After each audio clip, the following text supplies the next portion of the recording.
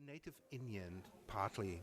What is special about being a native Indian? Why is it so important for you? Or is it just that you might be you're angry that your people are forgotten? What is it?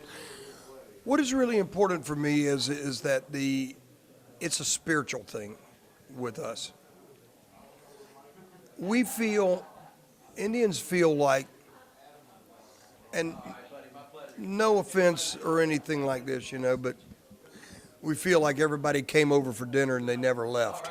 It's like you invite a good friend over for dinner, they come and finally they just stay.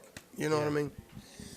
We feel like a lot of atrocities were committed, a lot of insensitive, mass murders. I mean, there's a lot of stuff done, some brutal stuff done. Yeah.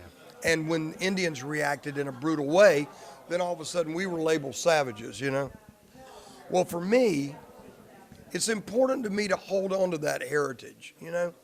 And I don't really care what walk of life you're from. You could be German, you got a heritage. I mean, and it's a heritage to be like really proud of. I mean, you know what I mean? No, but I'm saying, whether it's good or bad, it's still the heritage. Yeah. It's still part of your history. You know what I mean? And I understand what you're talking about. Yeah, there's part of our history in America that I'm definitely not happy about. Just like you, probably part of your history you're not happy about. But guess what?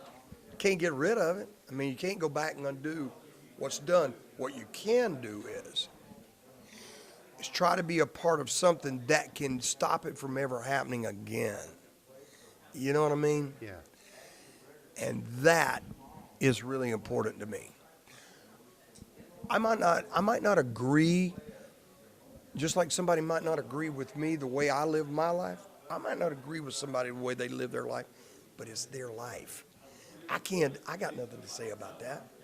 What I do have something to say about is that if they live their life in brutality of harming innocent people and innocent children and innocent women and men like my people did in America, had it happen to, then I got a problem.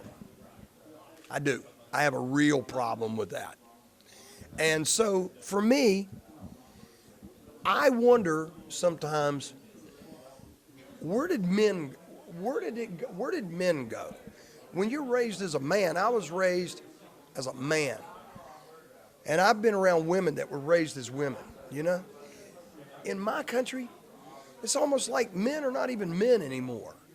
It's like it's like they want to run and hide under a rock, It's like the women in our country seem tougher than the men are. And I don't understand that. That mindset, I'm not really sure about. You know what I mean?